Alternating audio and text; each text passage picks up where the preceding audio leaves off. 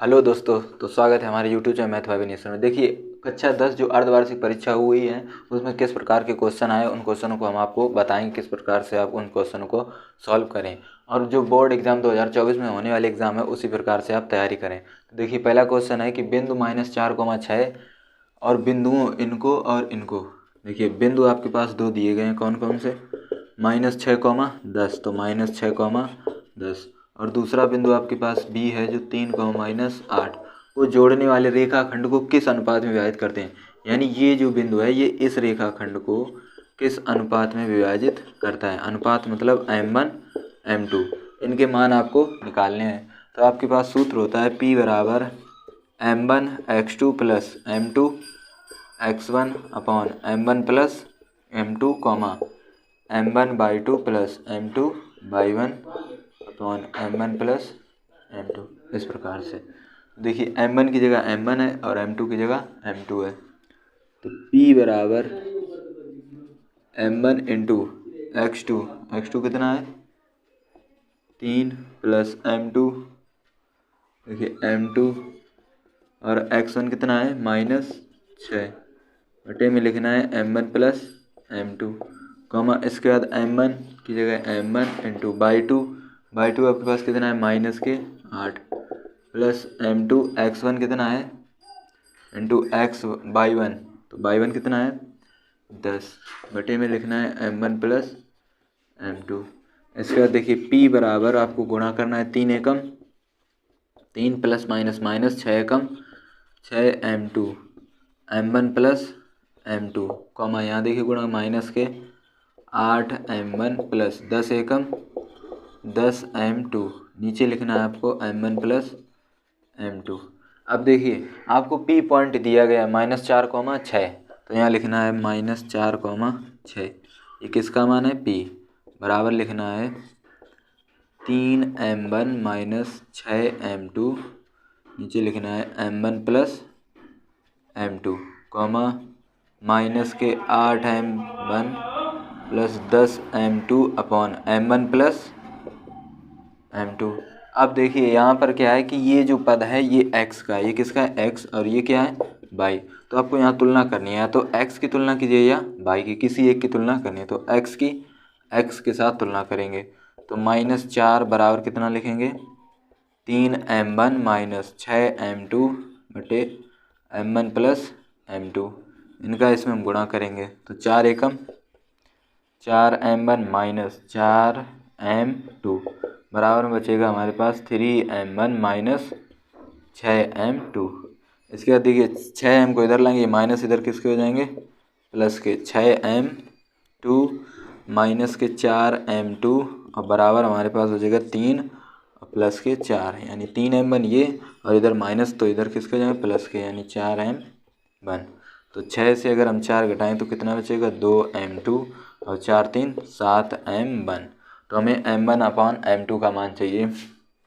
देखिए इसको हम नीचे कर देंगे, यानी m1 बटे m2 बराबर आएगा हमारे पास 2:7, यानी 2:7। तो ये आपका आंसर है। चलिए अगला क्वेश्चन देखते हैं। देखिए, तो अगला क्वेश्चन है द्विघात समीकरण 9x² - 6x प्लस 1 बराबर 0 का व्युत्कर ज्ञात करो और मूलों की प्रकृति ज्ञात कीजिए। देखिए आपको व्युत्कर भी निकालना, मूलों की प्रकृति तथा मूल भी ज्ञात कीजिए। यानी एक ही सवाल में आपसे 3 चीज़ें पूछी हैं। पहली क्या व्युत्कर, दूसरी क्या मूलों की प्रकृति, और तीसरी क्या है मूल ज्ञात कीजिए। आपको बोर्ड एग्जाम में बहुत ही ध्यान से क्वेश्चन को पढ़ना है। तो देखिए सबसे पहले हमें निकालना व्युत्कर। तो व्युत्कर के लिए हमारे पास सूत्र होता है D बराबर b² - 4ac। यानी अब यहाँ से हम तुलना करेंगे 9x² - 6x प्लस 1 बराबर 0। यहाँ हम तुलना करेंगे तो a हमारे पास 9 है और b हमारे पास -6 है और c हमारे पास 1 है। इस प्रकार से हम इस मान में रखेंगे। देखिए तो b कितना है हमारे पास -6 इंटू a हमारे पास कितना है 9 और गुणे c का मान कितना है 1। तो देखिए d बराबर, अब देखिए 6 का वर्ग 36। बहुत से लड़के क्या करते हैं कि यहाँ पर अगर माइनस तो यहाँ माइनस लगा दें, वो माइनस नहीं लगेगा। क्यों नहीं लगेगा? क्योंकि यहाँ घात है सम। सम का मतलब जो 2 से विभाज्य है उन्हें हम सम संख्याएं कहते हैं। अगर यहाँ पर घात सम है तो माइनस नहीं लगेगा, और विषम घात होती तो माइनस लगता। लगाएंगे यहाँ पर माइनस, 9 चौको 36, 36 एकम 36, यानी ये 36 माइनस के ये प्लस के, यानी 36 से 36 कट जाएंगे तो कितना आया 0। तो व्युत्कर हमारे पास कितना आया 0। तो व्युत्कर का आंसर हमारे पास 0 है। और मूलों की प्रकृति ज्ञात करनी है। तो मूल अगर d बराबर 0, अगर d बराबर 0 तो मूल कैसे होते हैं हमारे पास, मूल समान। तो मूल कैसे हो गए, समान। अब हमें निकालना है मूल भी ज्ञात कीजिए। तो मूल के लिए हमारे पास सूत्र होता है x बराबर minus B plus minus root B square minus 4ac upon 2a। यहाँ देखिए x बराबर, यहाँ लगाएंगे माइनस, यहाँ चाहिए b का मान, b हमारे पास कितना है माइनस के 6, तो हम लिखेंगे माइनस 6 प्लस माइनस रूट, फिर यहाँ चाहिए बी स्क्वायर यानी माइनस के 6 4। अब देखिए यहाँ चाहिए a हमारे पास कितना है 9 गुणे c का मान कितना है 1, तो हम लिखेंगे यहाँ 1 बटे में लिखेंगे 2, और यहाँ किसका मान चाहिए a हमारे पास कितना है 9, तो हम लिखेंगे यहाँ पर 9। तो x वर्ग देखिए माइनस माइनस प्लस, यानी हमारे पास बचेगा 6 प्लस माइनस 6 का वर्ग 36, माइनस नहीं लगेगा अभी, यहाँ पर बताया किस लिए नहीं लगेगा। और 9 चौको 36 एकम 36 बटे में लिखना है 9 दूनी 18। अब देखिए यहाँ हम आगे कर रहे हैं तो 6 प्लस माइनस रूट, अब देखिए 36 माइनस ये प्लस के कट जाएंगे तो कितना बचेगा 0, और बटे कितना लिखेंगे 18। अब यहाँ पर देखिए इस प्रकार से करेंगे तो 6 बटे कितना लिखेंगे 18, फिर लगाएंगे प्लस माइनस, यहाँ लिखेंगे 0 बटे 18। ठीक, अब ये तो पूरा मान हो जाएगा 0, क्या हो जाएगा 0, क्योंकि 0 में किसी संख्या का भाग देंगे तो 0। यहाँ हम काट सकते हैं, तो x बराबर यहाँ कितना है 6 बटे कितना लिखा 18, तो 6 एकम 6 और 6। अगला क्वेश्चन है अर्धगोले पर एक शंकु। तो एक आपके पास अर्धगोला है, ठीक है, अर्धगोले के ऊपर आपको बनाना है एक शंकु। इसके बाद आपसे बोला गया है जिनकी त्रिज्या 3 सेंटीमीटर, यानी इसकी त्रिज्या कितनी हो गई 3 सेंटीमीटर, और इसकी ऊंचाई कितनी है 4, यानी ये हाइट कितनी है 4 सेंटीमीटर, ऊंचाई कितनी है 4 सेंटीमीटर। तो संपूर्ण पृष्ठ ज्ञात कीजिए पाई के पदों में। देखिए पाई का मतलब होता है पाई का मान आपको नहीं रखना है। तो देखिए सबसे पहले हम यहाँ से एल निकाल लें, क्योंकि हमें शंकु की तिर्यक ऊंचाई निकालनी है। तो एल बराबर सूत्र होता है under root H square plus R square. तो एल बराबर एच हमारे पास कितनी है 4 और आर कितनी है 3, तो 4 का वर्ग कितना होता है 16 और 3 का वर्ग 9, तो 16 9 25। तो हमारे पास एल कितनी आएगी, देखिए अगर अंडर रूट में 25 है तो कितनी आएगी 5, यानी एल बराबर 5। अब देखिए हमारे पास एक अर्धगोला है और एक शंकु है, यानी हम इन दोनों को जोड़ देंगे तो हमारे पास क्या आ जाएगा कुल पृष्ठ, यानी संपूर्ण पृष्ठ आ जाएगा। यानी हम गोले का वक्र पृष्ठ, तो यहाँ किसका लगाएंगे गोले का वक्र पृष्ठ, ठीक है, और प्लस शंकु का वक्र पृष्ठ, शंकु का वक्र पृष्ठ। तो देखिए गोले का वक्र पृष्ठ होता है 2 पाई आर स्क्वायर, शंकु का वक्र पृष्ठ होता है पाई आर एल। 2 पाई इसलिए क्योंकि पाई के पदों में हमें आंसर चाहिए आर हमारे पास कितनी है 3, तो लिखेंगे 3 स्क्वायर प्लस पाई, यहाँ चाहिए आर कितनी है 3 इंटू एच सॉरी यहाँ पर क्या है एल कितनी है 5, तो हम यहाँ रखेंगे 5। तो 2 पाई गुणे 3 का वर्ग 9 प्लस पाई 5 दिया 15, यानी 9 दूनी 18 पाई और प्लस 15 एकम 15 पाई। 18 और 15 कितना होता है 33 पाई सेंटीमीटर स्क्वायर। तो ये आपका आंसर है। तो चलिए अगला क्वेश्चन देखते हैं। तो अगला क्वेश्चन है 4.2 सेंटीमीटर त्रिज्या वाले धातु के एक ठोस गोले को पिघलाकर 6 सेंटीमीटर त्रिज्या वाले एक ठोस बेलन के रूप में ढाला जाता है। ढाला का मतलब जैसे आपके पास कोई गोला है उसको आपने एक बेलन बनाया, ढालने का मतलब बनाई कोई चीज़ को, जैसे बेलन से आपने शंख बनाया, तो यहाँ पर क्या है गोले से आपने बेलन को बनाया, ढाला जाता है। तो बेलन की ऊंचाई ज्ञात कीजिए। जब किसी चीज़ को पिघलाकर कोई नई चीज़ बनाई जाती है तो क्या नहीं चेंज होता है, उसका आयतन कभी नहीं बदलता। तो देखिए आपके पास एक गोला है, ये आपके पास क्या है गोला, जिसकी त्रिज्या कितनी है 4.2, यानी ये आपकी त्रिज्या हो गई 4.2, इसकी त्रिज्या है 4.2 सेंटीमीटर। इसे पिघलाकर, इसे आपने जब पिघलाया तो एक आपको बेलन, तो आपने क्या बनाया एक बेलन, ये आपके पास एक बेलन है, ठीक है। 6 सेंटीमीटर त्रिज्या, यानी इस बेलन की त्रिज्या कितनी है 6, तो आपके पास इसकी त्रिज्या कितनी है 6 सेंटीमीटर। बेलन बनाया जाता है तो बेलन की ऊंचाई ज्ञात कीजिए, यानी आपको h निकालनी है। तो देखिए इधर आप लगाएंगे गोले का आयतन, क्योंकि इन दोनों का आयतन कभी नहीं बदलेगा तो आयतन कैसा रहेगा, बराबर। तो गोले का आयतन बराबर बेलन का आयतन, ठीक है। गोला है तो गोले का आयतन, यहाँ बेलन है तो बेलन का आयतन। देखिए तो गोले का आयतन होता है 4/3 पाई आर क्यूब, यहाँ बेलन का आयतन होता है पाई आर स्क्वायर एच। पाई से पाई कट जाएंगे तो 4/3 गुणे, यहाँ देखिए आर हमारे पास कितनी है 4.2, उस पर लगाएंगे घात 3 बराबर, यहाँ देखिए आर हमारे पास कितनी है 6, तो उस पर लगाएंगे 6 इंटू एच।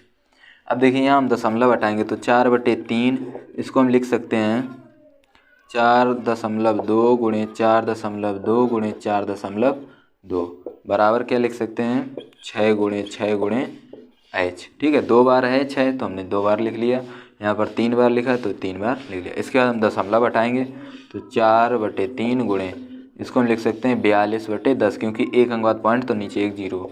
इसके बाद यहाँ 42/10, यहाँ पर 42/10 बराबर 6 गुणे एच। अब देखिए आपको सिंपल क्या काटना है, देखिए 6 से हम काटेंगे, 6 एकम 6 और 6 सत्ते 42, ठीक है। बराबर में कोई संख्या हो वो कट जाती है, 6 एकम 6, 6 सत्ते 42। और यहाँ देखिए इसको हम काटेंगे 3 एकम 3, 3 चौको 12, तो हमारे पास जो बचा है उसको लिखते हैं। देखिए एक चीज़ और कट रही है हमारे पास, 2 दूनी 4 और 2 पंचे 10, यहाँ देखिए 2 पंचे 10। अब जो चीज़ रहेगी उसको हम लिखेंगे। देखिए यहाँ हमारे पास 14/5 गुणे, यहाँ हमारे पास 7/5, 7/5 गुणे यहाँ कितना है 7/10, 7/10 बराबर हमारे पास 1 इंटू 1 यानी h बचा। देखिए यहाँ हम काटे 2 सत्ते 14, 2 पंचे 10, 7 गुणे 7 गुणे 7, यानी 7 गुणे 7 गुणे 7। नीचे लिख सकते हैं 5 गुणे 5 गुणे 5, यानी 5 गुणे 5 गुणे 5, 7 सत्ते 49 सत्ते 343 बटे पचम 25 पंचे 125 बटे एच। 125 दूनी 250, बचे कितने 90, इसके बाद सत्ते, यानी एच बराबर हमारे पास आंसर आएगा 2.74 सेंटीमीटर। तो बेलन की ऊंचाई इतनी आएगी 2.74 सेंटीमीटर। इस प्रकार से आप क्वेश्चन को सॉल्व करेंगे। देखिए तो अगला क्वेश्चन है कि समीकरण युग्म को हल कीजिए। इन दोनों समीकरणों को आपको पहले सिंपल लिखना है एक लाइन में, रैखिक समीकरण तो हैं ही दोनों। देखिए 1 घात 1 1, यानी ये दोनों रैखिक समीकरण, इसको पहले सॉल्व करना है। तो देखिए किस प्रकार से सॉल्व करेंगे, इसका इसमें गुणा करेंगे तो 7x - 5y बराबर इसका इसमें गुणा, यानी 5xy। तो हम यहाँ लिखेंगे समीकरण 1। इसी प्रकार से इसको भी सॉल्व करेंगे, यानी 8x + 7y बराबर कितना हो जाएगा 15। देखिए यहाँ xy है 15xy, समीकरण 2। इन दोनों समीकरणों को हमें हल करना है। तो देखिए किस प्रकार से हल करेंगे। अब यहाँ पर एक देखिए इसमें क्या करेंगे, हम y वाले को सेम करेंगे, ऊपर करेंगे 7 से गुणा और नीचे करेंगे 5 से गुणा। तो हम लिखेंगे कि समीकरण 1 में 7 से गुणा, समीकरण 1 में 7 से व समीकरण 2 में 5 से गुणा, ठीक है। यहाँ पर गुणा इस प्रकार से करें तो ज़्यादा सही रहेगा, जिसमें दोनों चिन्ह प्लस माइनस के हैं। देखिए यहाँ अगर हम 5 से गुणा करें तो 7 पना 35 हो जाएगा, यहाँ हम 7 से करेंगे 7 पना 35, फिर ये दोनों कट जाएंगे। तो समीकरण 1 में हम कर रहे हैं 7 से गुणा, तो यहाँ 7 सत्ते 49x माइनस 7 पना 35y बराबर 7 पना 35xy, ये समीकरण 3। इसके बाद आपको करना है इसमें 5 से गुणा, समीकरण 2 में किससे 5 से, 5 अट्ठे 40x 5 सत्ते 35y बराबर 15 पना 75xy, ये समीकरण 4। इन दोनों समीकरणों को अब हम जोड़ लेंगे।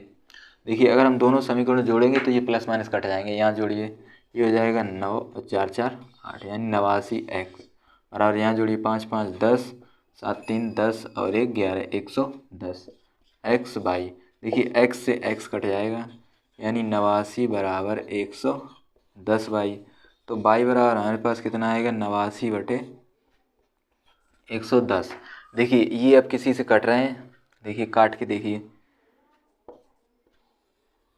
तो हमारे पास y बराबर कितना है 89/10। इस मान को हम रखेंगे यहाँ पर इस समीकरण में, ठीक है।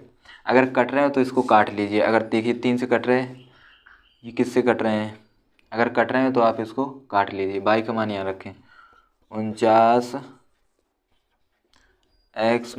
- 35y बराबर 35x/। इस समीकरण में हम y का मान रखेंगे, तो 49x - 35 गुणे 89, ठीक है। तो यहाँ हम लिखेंगे 89/110 बराबर यहाँ लिखेंगे 35x और y की जगह 89/110। देखिए हम यहाँ 5 से काटेंगे, 5 दूनी 10 और 5 दूनी 10, 5 सत्ते 35। हमारे पास आएगा 49x - 7 गुणे 89/22 बराबर, इसी प्रकार यहाँ 5 सत्ते 35, 22 पंचे 7, यानी 7 गुणे 89/22, ठीक है। अब देखिए यहाँ पर हम सिंपल करेंगे, ये देखिए इधर माइनस तो उधर प्लस के, यानी 49x बराबर 7 गुणे 89/22। ये इधर माइनस, ये पूरी संख्या हम उधर ले जाएं तो किसकी हो जाएगी, प्लस की। तो हम यहाँ लिखेंगे, और देखिए जब हम संख्या इधर लाएंगे तो इसमें एल करके 22 का गुणा और करेंगे। अब उधर ले जाएंगे तो प्लस 7 गुणे 89/22। तो देखिए यहाँ लिखेंगे 22 गुणे 49x बराबर, यहाँ देखिए दोनों के हर आए बराबर, तो हम लिखेंगे यहाँ पर 22, यहाँ 7 गुणे 89 प्लस 7 गुणे 89। देखिए 22 का फिर हम इसमें भाग देंगे, तो 49x बराबर 7 गुणे 89 प्लस 7 गुणे 89/22 गुणे 22, और यहाँ से 49 का भी हम इधर भाग देंगे तो 49। इसको आप सॉल्व करेंगे तो ये आपका x का मान आएगा। तो इस प्रकार ये थोड़ा कैलकुलेटिव क्वेश्चन है जिसमें गुणा भाग ज़्यादा है, तो आप इस क्वेश्चन को सॉल्व कर सकते हैं। चलिए अगला क्वेश्चन देखते हैं। देखिए तो छठवां क्वेश्चन है, एक धात्विक गोले का आंतरिक और बाहरी व्यास क्रमशः 4 सेंटीमीटर तथा 8 सेंटीमीटर है। इसे पिघलाकर एक शंकु बनाया जाता है जिसके आधार का व्यास 8 सेंटीमीटर है, तो इसकी ऊंचाई ज्ञात कीजिए। देखिए धात्विक गोले का आंतरिक और बाहरी व्यास, मान लीजिए आपके पास एक गोला है और इसको इस प्रकार से आप समझें कि इसकी जो बड़ी वाली त्रिज्या है, जो व्यास है वो कितना है 4 और 8। तो देखिए छोटा वाला ये कितना है 4 और ये कितना है 8, यानी 2r बराबर 4 सेंटीमीटर। तो त्रिज्या कितनी आई 2 सेंटीमीटर, ठीक है आंतरिक। और बाहरी त्रिज्या जो बाहर वाली है यानी 2r बराबर उसका व्यास है 8 सेंटीमीटर, तो उसकी त्रिज्या कितनी आई 4 सेंटीमीटर। इस गोले को पिघलाकर एक क्या बनाया जाता है, इससे आपको एक बनाया गया शंकु, यानी ये आपने बनाया एक शंकु। तो शंकु का जो व्यास है यानी 2r बराबर व्यास कितना है 8 सेंटीमीटर, तो इसकी त्रिज्या कितनी आएगी 4 सेंटीमीटर। तो आपको ये बताना है इसकी ऊंचाई कितनी होगी यानी हाइट, तो इसकी क्या पूछी गई है ऊंचाई। तो देखिए इसका आयतन लगाएंगे और बराबर शंकु का आयतन, तो इसका आयतन होता है 4/3 पाई कोष्ठक में capital R cube minus small r cube बराबर शंकु का आयतन होता है 1/3 पाई r स्क्वायर h। तो देखिए पाई से पाई कट जाएगा, 3 से 3 कट जाएगा, तो हमारे पास बचेगा 4 और यहाँ बचेगा r का मान कितना है 4, उस पर क्यूब माइनस r कितनी है स्मॉल 2 उस पर क्यूब बराबर यहाँ पर r कितनी है 4 यानी 4 गुणे h। देखिए 4 का क्यूब 4 चौको 16 चौको 64, 2 का क्यूब 8 बराबर 4 गुणे h। 4 हमारे पास स्क्वायर था उसको हमने 2 बार लिखा क्योंकि 1 4 से 4 कट जाएगा। तो अगर हम 64 से 8 घटाएंगे तो कितना बचेगा 56 बराबर 4 गुणे h। अब देखिए यहाँ से हम इसका भाग दे देंगे, यानी h बराबर हमारे पास कितना आएगा 56/4, यानी 56/4, और 4 से हम काटेंगे 4 एकम 4, 4 चौको 16 यानी 16 चौको 1 मिनट 4 चौको 16 यानी 14 सेंटीमीटर। यानी जो हमारे पास इसकी ऊंचाई आएगी शंकु की वो कितनी आएगी 14 सेंटीमीटर। जब कोई चीज़ को पिघलाकर बनाया तो उसका आयतन बराबर रहता है। चलिए अगला क्वेश्चन देखते हैं। देखिए तो अगला क्वेश्चन है 10 सेंटीमीटर ऊंचे भवन के शिखर से एक केबल टावर के शिखर का उन्नयन कोण 60 अंश है। इसके क्षैतिज तल का अवनमन कोण 45 अंश है, तो टावर की ऊंचाई ज्ञात कीजिए। देखिए इसके पाद या इसके क्षैतिज तल की बात एक ही होती है। तो देखिए 10 मीटर ऊंचे भवन और केबल टावर, देखिए भवन होगा आपका छोटा और केबल टावर ऊंचा, ठीक है। इसके बाद आपको पढ़ना है कि 10 मीटर ऊंचा भवन, यानी भवन की ऊंचाई कितनी है 10 मीटर। 10 मीटर ऊंचा भवन और केबल टावर के शिखर का उन्नयन कोण, यानी इसका जो उन्नयन कोण है वो कितने अंश है 60 अंश है, ठीक है। इसके पाद का अवनमन कोण, यानी इसका जो क्षैतिज तल है इससे जो अवनमन कोण है, यानी ये जो अवनमन कोण है ये कितना है 45। अगर ये दोनों आपस में एकांतर कोण, यानी कितना हो जाएगा 45। तो टावर की ऊंचाई ज्ञात कीजिए। तो टावर की ऊंचाई पूरी कितनी है h। अगर हमारे पास भवन ये कितना है 10, तो ये कितना होगा, ये होगा h माइनस 10। यहाँ से ये ऊंचाई कितनी होगी h माइनस 10। देखिए a b c और d और इसके बाद e। हमें निकालनी है भवन टावर की ऊंचाई यानी पूरी h। तो देखिए सबसे पहले हम त्रिभुज लेंगे ए बी डी में। तो tan थीटा बराबर क्या होता है लंब बटे आधार। तो tan, देखिए हम त्रिभुज ले रहे हैं ए बी डी, यानी ए बी डी। इस त्रिभुज में कितने अंश का कोण है 45, तो हम यहाँ लिखेंगे 45। और लंब हमारे पास पूरी ऊंचाई कितनी है h बटे आधार को मानते हैं x। ये कितनी है x, इसको भी हम यहाँ से मानते हैं x, क्योंकि ये दूरी और ये दूरी कैसी होगी बराबर। तो आधार हमारे पास है x। तो tan 45 का मान कितना होता है 1, यानी h बटे x। इसका इधर गुणांक करेंगे तो क्या आएगा h बराबर x, समीकरण 1। अब देखिए हम त्रिभुज लेंगे दूसरा, कौन सा ई सी डी। तो त्रिभुज लेंगे हम ई सी डी में। तो tan थीटा बराबर क्या होता है लंब बटे आधार।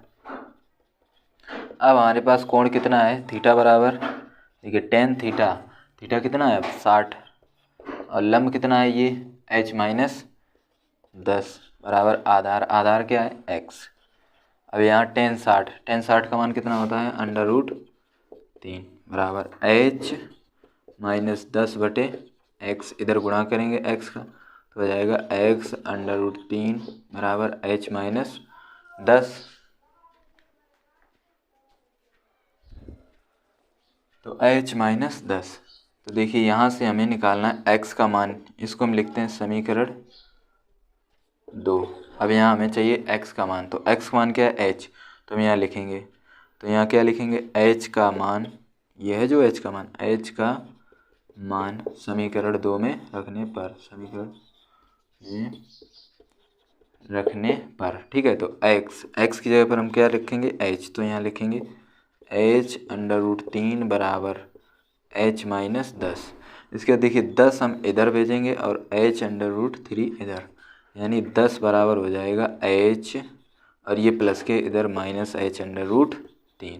तो देखिए 10 बराबर हमारे पास आएगा h, यहाँ से कॉमन है तो आएगा 1 माइनस √3, ठीक है। तो 10 और ये आएगा आपका बटे में √3 बराबर h।